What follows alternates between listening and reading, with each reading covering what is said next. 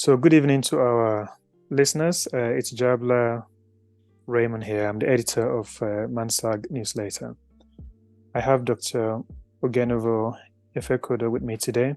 He's the founder of NDUK and will be speaking at the Mansag annual conference holding in Croydon from October 27th to 28th this year. Dr. Efekodo has agreed to chat with me about his expectations for the conference and what attendees can expect from it. Dr. Efekodo, welcome.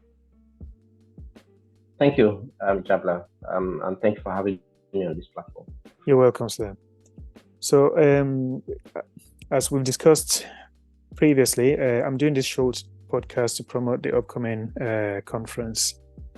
So, if it's okay, I think we'll begin now. And usually, with this sort of podcast, I like to start by a little bit of introduction. So if you don't mind, could you tell us a bit about yourself, please? Okay. My name is Oghenovo Efekodo. I think different people call me different things. Some people from way back call me Ovo. There are others that call me Efe. Yeah, so whichever is fine. I'm a GP in Lincolnshire, and what else? Got two lovely kids, married, and got my background in aesthetics. That's from West African College of Surgeons and med school in Benin. Yeah. Brilliant. So we've got another Benin graduate, because last week we spoke with Dr. Menaka, who is also an alumnus of the great university. Okay, so as we've introduced, you will be speaking or chairing a session later on next month. So the theme for this year's conference, Mansag conference, is Transforming Health Outcomes. And we do have a lineup of powerful speakers, and there are exciting interactive sessions with leading policymakers, clinicians, researchers, and healthcare managers. And I know you'll be chairing one of those sessions. So could you perhaps talk a little bit about what this conference means to you and what attendees can expect from it, please? I mean, I consider the Mansag conference to be the largest gathering of Nigerian healthcare professionals in the UK. So that in itself is massive, you know. So definitely, I'm looking forward to it, not just for the teaching sessions. Obviously, there are fantastic speakers, that we're going to have on there. But more importantly, I think it will be a time for networking, getting to meet people, getting some advice. And also, I think another aspect to it entirely is that, we can actually leverage on this network that we build during this time to advance ourselves and to build capacity. Definitely it will be one you shouldn't miss, if you're a Nigerian or you're interested in Nigerians who practice healthcare in the United Kingdom. Okay, and thank you for that response. And I'd like us to pivot slightly to NDUK. So you obviously founded NDUK a few years ago, and for those who don't know, NDUK is a support group for Nigerian doctors, and its membership has swelled to over 10,000 doctors, I believe now. Personally, I'm proud of the excellent work that NDUK is doing in bringing together, Nigerian doctors, but also supporting them, particularly those arriving or newly arrived in the UK. I'm sure that this brings you great satisfaction as well.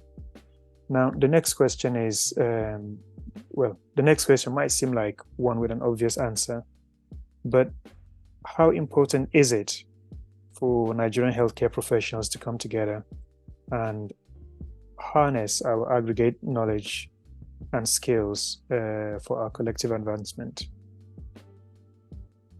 I mean, like I said, that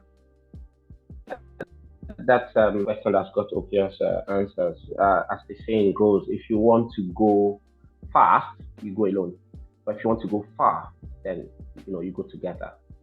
I believe a lot in collaboration. I believe a lot in people working together. I do not like duplicity of vision or purpose. So it's only important that we come together, and that's why the UK, that's Nigerian doctors in the UK, is looking forward and already working quite closely with not just Mansag, but other organizations that are sort of provide this kind of platform where we can support each other. So there is no doubt about the power of collaboration. If we work together, we are able to leverage on our strengths and also to make up for our weaknesses. And that's what NDUK really thrives on, because we do cater for a specific niche. That's those set of doctors who have made the journey from Nigeria to the UK. We cater for them, and we, especially in the first on arrival or before arrival and their first 5 years. Yeah. Those initial needs, that's what we cater for. And we hope to leverage on the experience that people, that Mansag has got, to carry them further, because after the 5 years, priorities begin to change, and then they need something more solid to, not more solid, but something more mature to hold on to. And I think that's where, an organization like Mansag comes in. So yes, the power of collaboration is we can't overemphasize it. Yeah. Well, thank you for those comments. And I think if I may just add, as you pointed out, NDUK sort of caters for, if we can put it, maybe the younger doctors and people who are more recently arrived, who are trying to sort out, what job do I do next? How do I register? How do I get my first mortgage? But, hopefully after 5 years, most people would have settled, perhaps, in training and all of those things. And I think the footprint of Mansag is such that, you've got people perhaps who have been here a lot longer. We've got administrators of, hospitals, consultants in various specialties, and leaders in various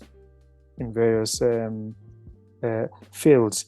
And we sort of do need mentors and mentees, and I think it really is important that we try and come together, because on the one hand, you've got a situation where you've got younger people who perhaps are looking for mentors, and then on the other side you get people who are looking for mentees. So I think collaborating and coming together and doing this job together is in everybody's interest. So thank you for those comments. And the last question, I think we need to try and bring this to a close. The last question I was going to ask you is, following on from the last points, what in your view are the impediments to achieving this objective, and how can these be overcome? I really did think long and hard about this question, because when we talk about impediments, that can be a whole bunch of things. But after a long thought process, I think it's mutual distrust. That's what I'll call it. I think that's the biggest impediment to. We may not admit it, but it's mutual distrust. It's that whole feeling. I hear a lot of people say, "Oh, keep Nigerians, far away." Especially when we find ourselves in a place like this. When you're in Nigeria, it's difficult. You can't say keep Nigerians away. You get what I mean? Because you can't but deal with Nigerians. But when we come here, we have that option. And I often hear people say, "Oh, no. If you want to do this, oh no, don't keep Nigerians close." And I often ask one question: are you the bad Nigerian? Are you the bad Nigerian? No, I'm not the bad Nigerian. So really, there are no bad Nigerians. And how do we overcome it? Make yourself trustable. It's that simple. So instead of, it be the change you want to see. It's Yeah. not just enough to talk about the fact that Nigerians can be trusted. No, keep Nigerians far away. Is can you be trusted? Would Nigerians want to keep you close?